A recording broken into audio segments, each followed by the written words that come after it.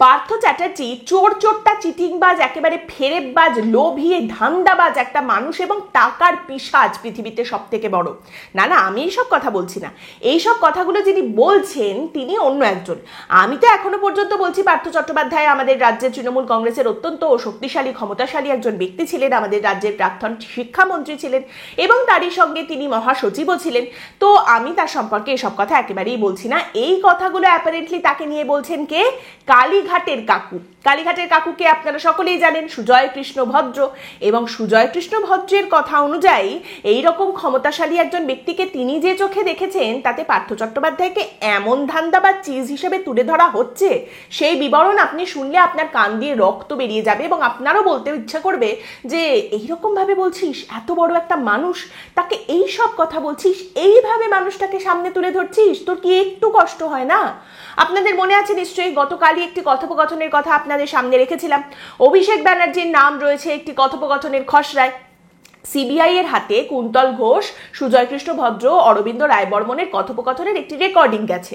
সেই রেকর্ডিংয়ে কি কথাবার্তা আছে না আছে সেটা লিখিত আকারে আদালতে জমা দেওয়া হয়েছে এবং সেই কথোপকথনের খসড়া গিয়ে পৌঁছেছে একটি সংবাদ মাধ্যমের হাতে এবং তারা সেটা তুলে ধরেছে। তো সেখানে দেখা যাচ্ছে খসড়ার মধ্যে অভিষেক ব্যানার্জির নাম রয়েছে। অ্যাপারেন্টলি এমন একজন অভিষেক ব্যানার্জি আমাদের পশ্চিমবঙ্গের বুকে রয়েছেন যিনি কিনা 15 কোটি টাকা কাটমানিতেই খুশি, 15 কোটি দিলেই হবে, এইরকম মনোভাব পোষণ করেন। তো সেই অভিষেক ব্যানার্জি কোন অভিষেক ব্যানার্জি, সেই নিয়ে তো প্রচুর জল্পনা কল্পনা চলছে। এই কথোপকথনেই আবার নাম রয়েছে পার্থ চ্যাটার্জির। আর এই পার্থ চ্যাটার্জি যে সেই পার্থ চ্যাটার্জি, সেই নিয়ে মোটামুটি আর কোনো দ্বিমত নেই, এটা মোটামুটি এস্টাবলিশ, প্রমাণ হয়ে গেছে। কারণ এইখানেই দেখুন, একটা জায়গায় কথোপকথনে বলা হচ্ছে, সুজয় কৃষ্ণ ভদ্র বলছেন এখন এটা থেকে সমাধানের একটা উপায়। অভিষেক রাফলি 15 কোটিতে খুশি, শান্তনু অভিষেক 15 কোটিতেই খুশি, এখন 250 করলে 15 কোটি পেয়ে যাব। ঠান্ডা মাথায় মন দিয়ে বলো, আমি 250 লোক করলে 15 কোটি পেয়ে যাব। শুধু মানিক ভট্টাচার্য কাজটা করবে, মানিক ভট্টাচার্য জানবে, পার্থ চ্যাটার্জির মুখে সেলোটেপ মেরে দেবে। মানে এখানে সবাই হিসেব করছে, সবাই ইল্লিগাল বেআইনি কাজকর্ম করছে, সবাই ডাকাত, কিন্তু ডাকাতদের মধ্যেও পার্থ চট্টোপাধ্যায়কে নিয়ে লোকজন হয়রান হয়ে গেছেন। ডাকাতরাও পার্থ চট্টোপাধ্যায়কে নিয়ে চিন্তিত। ব্যাপারখানা কি? মানে পার্থ চট্টোপাধ্যায় অ্যাপারেন্টলি টাকার পিশাচ। এ বাবা, না আমি বলছি না আবার ওই সব কথা, সেই সুজয় কৃষ্ণ ভদ্রই। তিনি কি বলছেন? তিনি বলছেন পার্থদা লোভী লোক, পার্থদাকে 20 কোটি দেব বললে পার্থদা আর ওদিকে তাকাবেই না, চোখে একদম ঠুলি লাগিয়ে দেবে, বলবে চোখে অপারেশন করতে সিঙ্গাপুর চলে গেলাম। এবং আরেকটি জায়গায় বলা হচ্ছে যে অ্যাপারেন্টলি পার্থ চ্যাটার্জি লোকটা এত লোভী কিন্তু টাকা নিয়েও ঠিকঠাক কাজ করে না। কুন্তল ঘোষ বলছেন এটা একটু পার্থ চ্যাটার্জির হাত থেকে মানিক ভট্টাচার্যের হাতে দিন, কাজটা খুব নির্বিঘ্নে হবে। সুজয় কৃষ্ণ বলছেন আরে ভাই, আমাকে তো পার্থকে আশ্বাস দিতে হবে যে আপনাকে 50 কোটি টাকা দেব। শান্তনু বলছেন হ্যাঁ সে আশ্বাস দিন না, অসুবিধার কি আছে। সুজয় কৃষ্ণ এবার বলছেন আমি তো সেই জন্য তোমাকে বারবার বলছি। এইবার কুন্তল বলছেন সে আপনি দিন না, যে কোনো ব্যাপারে আপনি নাক গলাবেন না, আপনি চুপচাপ থাকুন, কাজটা হয়ে যাক, আপনি এই টাকাটা পেয়ে যাবেন। এবার Partha Chattopadhyay, once again I am mentioning যে এরা সবাই ডাকাত, কিন্তু ডাকাতদের মধ্যেও পার্থ চ্যাটার্জিকে নিয়ে সবাই একেবারে ফেড আপ, কারণ এই লোকটার নাকি প্রচন্ড টাকার খাই এবং সবার কাছ থেকে টাকা চায়।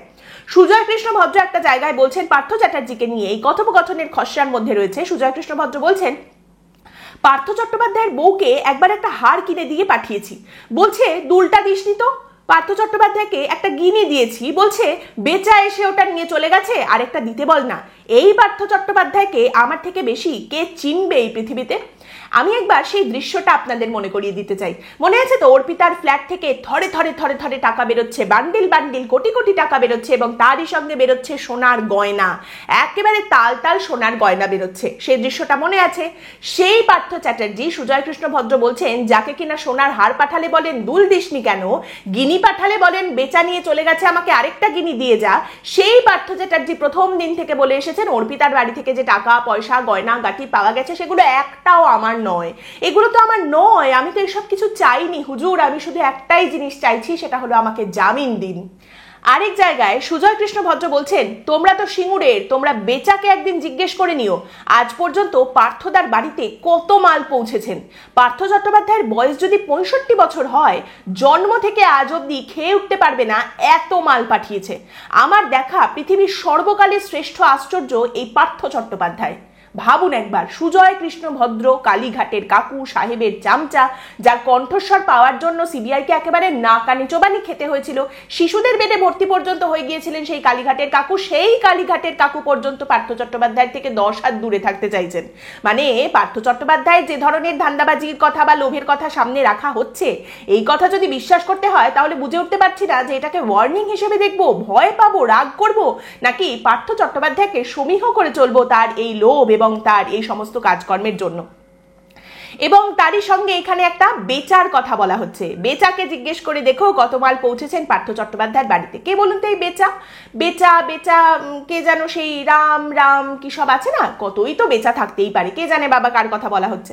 দেখুন, কিছুদিন আগে তৃণমূল কংগ্রেসের একজন বিতর্কিত সাংসদ মহুয়া মৈত্র, তিনি মঞ্চের ওপর থেকে মানিক ভট্টাচার্যকে উদ্দেশ্য করে অনেকগুলো কথা বলেছিলেন। তিনি বলেছিলেন যে যারা সব দলকে কালিমালিপ্ত করেছে, যাদের জন্য সরকার প্রায় পড়তে বসেছিল, যাদের জন্য দলকে এত কথা শুনতে হয়েছে, তাদের বিরুদ্ধে চার্জশিট হয়ে গেছে, মামলা চলছে এখনো পর্যন্ত, তারা সব ভোটের আগে এলাকায় ঢুকবে, মিটিং করবে, এগুলো কি আমরা মেনে নেব? আমি কোনোদিন এই কথাগুলো বলি না, কিন্তু এখন বলতে বাধ্য হচ্ছি বলে তৃণমূল কংগ্রেসের কর্মী সমর্থকদের উদ্দেশ্যে মহুয়া মৈত্র বলেন যে বলুন আপনারা, এগুলো কি মেনে নেব আমরা কি মরে গেছি? তারপরেই তিনি বলেন এরা সব চোর নয়, ছিচকে চোর, পকেটমার নয়, এরা হচ্ছে সব এক একটা রঘু ডাকাত। এখানেও থেমে যাননি মহুয়া মৈত্র, এরপরে মানিক ভট্টাচার্যকে উদ্দেশ্য করে বলেন ও চোর, ওর বউ চোর, ছেলে চোর, গোষ্ঠী শুদ্ধ সবাই চোর, 14 গোষ্ঠী ওর চোর, এরা সব এক একটা রঘু ডাকাত, দলকে কালিমালিপ্ত করেছে।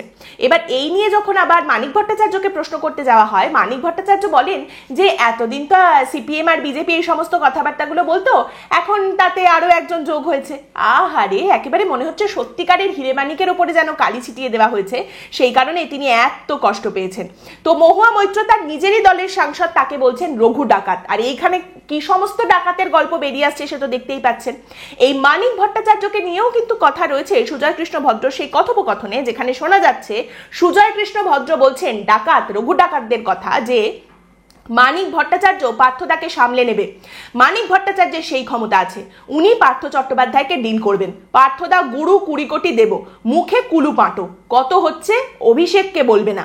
এবার 2000-এর জায়গায় 2500 করে বাকি 500 মানিক ভট্টাচার্য নিয়ে নিক। আমি কি বোঝাতে পারলাম? কি আপনি বুঝতে পেরেছেন হিসেবটা? দুর্নীতির হিসেব আপনি যদি বুঝতে না পারেন, আপনাকেও দোষ দেওয়া যায় না।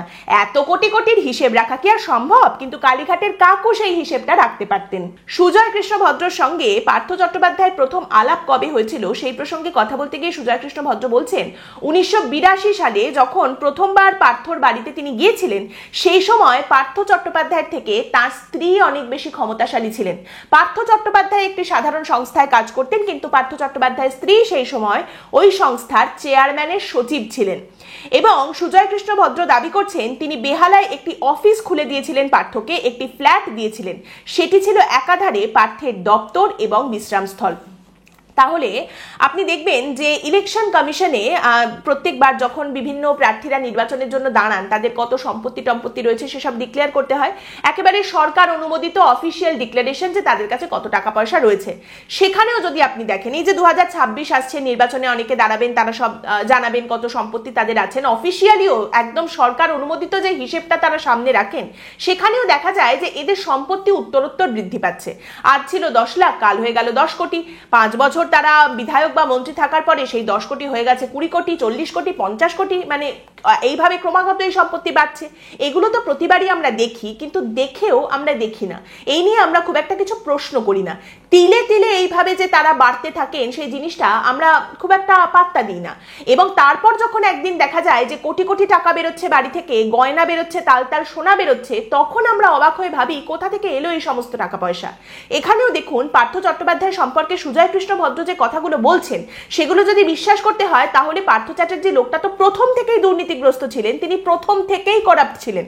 তিনি বিধায়ক হয়েছেন, মন্ত্রী হয়েছেন, বড় বড় পদ পেয়েছেন, যত ক্ষমতাশালী হয়েছেন, যত ওপরে গেছেন, তত তার দুর্নীতি, লোভ এগুলো বাড়তে থেকেছে। কিন্তু প্রথম থেকেই তিনি তার মানে এরকমই একজন মানুষ ছিলেন, সুজয় কৃষ্ণ ভদ্রের কথা যদি বিশ্বাস করতে হয়। কালীঘাটের কাকু এই সমস্ত কথোপকথনের মাধ্যমে কি বোঝাতে চেয়েছেন, কি বোঝাতে পেরেছেন জানি না, কিন্তু এই সমস্ত খবর সামনে আসার পর বাংলার মানুষজন কি কিছু বুঝছেন? তারা কি নড়ে চড়ে বসছেন, নাকি আমরা এখনো ওই জায়গাতেই রয়েছে যে কি আর করা যাবে, নাকে সর্ষের তেল দিয়ে ঘুমিয়ে পড়ি, আমার কিছুতেই আর কিছু যায় আসে না? আপনাদের সামনে একটা ছোট্ট পরিসংখ্যান আমি রাখছি, যেখানে কোটি কোটি টাকার কথা হচ্ছে, 100 কোটি, 200 কোটি, 20 কোটি, 40 কোটি, 15 কোটির টাকা হচ্ছে। সেখানে আমি আপনাকে অত্যন্ত ছোট্ট একটা পরিসংখ্যান দিচ্ছি। 2011-এ যখন কোট আনকোট পরিবর্তন এলো পশ্চিমবঙ্গে, সেই সময় পার্থ চট্টোপাধ্যায় জানিয়েছিলেন তার হাতে ক্যাশ আছে 6300 টাকা। 6300 টাকা তার কাছে আছে। 2016-তে সেই পার্থ চট্টোপাধ্যায় ডিক্লেয়ার করলেন তার কাছে সম্পত্তির পরিমাণ 80 লক্ষের ওপরে। 80 লক্ষের ওপরে। আমি সমস্ত দুর্নীতির কথা ছেড়ে দিলাম, এটা শুধুমাত্র হোয়াইট মানির হিসেব দেওয়া হচ্ছে। এখানেও কারুর কেন চোখে লাগলো না, কেউ প্রশ্ন করলেন না যে 2011-তে যে মানুষটার হাতে 6300 টাকা ছিল, 2016-তে তার সম্পত্তির পরিমাণ 80 লক্ষের ওপরে কি করে চলে গেল? এবং এইগুলো যখন চোখে লাগে না, যখন বলা হয় যে 2015-তেও পার্থ চট্টোপাধ্যায় বলছেন তার ইনকাম 7.8 লক্ষ মতো, আর 2016-তে তিনি বলছেন তার সম্পত্তির পরিমাণ 80 লক্ষ পেরিয়ে গেছে, সেটা কারোর চোখে লাগেনি। সেখান থেকে আমরা আজকে এমন একটা জায়গায় পৌঁছেছি যেখানে পার্থ চট্টোপাধ্যায়ের বান্ধবীর বাড়ি থেকে যখন কোটি কোটি টাকা বেরোচ্ছে, তাল তাল সোনা বেরোচ্ছে, সেগুলো আমরা দেখে ফেলেছি। তাই এখন এই দৃশ্যগুলোও আর আমাদের চোখে লাগে না, এবং আমরা বুঝে গেছি যে আমাদের পশ্চিমবঙ্গের শিক্ষা ব্যবস্থাকে, আগামী প্রজন্মের শিরদাঁড়াকে এই পার্থ চট্টোপাধ্যায়ের মতো মানুষজন এমন ভাবে ধ্বংস করে দিয়েছেন যা কিছুই হওয়ার নেই।